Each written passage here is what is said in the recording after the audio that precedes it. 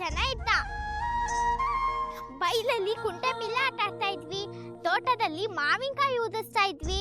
ಸಾಗರ, ನೀ ಯಾವತ್ತಾದ್ರೂ ಮರ ಗಿಡ ಹತ್ತಿದ್ದಿ? ಇಲ್ಲ, ಗಿಡ ಹತ್ತಿದ್ರೆ ಅಜ್ಜಿ ಬಿಡ್ತಾಳೆ ನನ್ನ? ಯಾಕೆ, ಎಂತ ಮಾಡ್ತಾ? ಗೊತ್ತಿಲ್ಲ.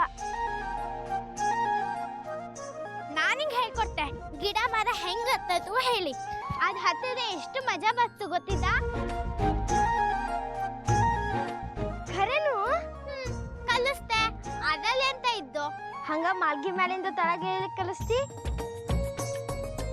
ನೀ ಅವಾಗ ಓಡ್ ಬಂದಿದ್ದೆಲ್ಲ, ಸಿರಿನ ಹಗ್ಗ ಮಾಡ್ಕೊಂಡು ತಳಗಿಲ್ದಿದ್ದೆಲ್ಲ ಹಂಗ. ಛೀ, ತಲೆ ಸರಿ ಇಲ್ಲ ನಿಂದು. ಅಜ್ಜಿನ ಆಶೆ ಬಾಯ್ತು, ನಂಗುವ ನಿಂಗುವ. ನೀ ನನ್ನ ಸಲುವಾಗಿ ಏನೂ ಮಾಡೋಂಗಿಲ್ಲ ನೋಡು. ಹಂಗೆಂತ ತಿಳ್ಕೊತಿ? ನಿನ್ ಜೊತೆ ಕ್ರಿಕೆಟ್ ಆಡಿಲ್ಯಾ? ಶಾಲೆಗೂ ಬಂದಿಲ್ಯಾ? ಅದು ಕದ್ದು ಕದ್ದು ಬಂದಿದ್ದಿ, ನಿಂಗೆ ಗೊತ್ತಿದ್ದು ಅಲ್ದಾ? ನಾವಾಗ 100 ರನ್ ಬಾರಿಸಿದ್ನಲ್ಲ, ಅದ್ ನಮ್ ಕ್ಲಾಸ್ ಹುಡುಗರಿಗೂ ಗೊತ್ತದ. ಸಾಗ್ರ, ನಾಳೆ ಶಾಲೆಗೆ ರಜೆ ಇದ್ದು ಅಲ್ದಾ?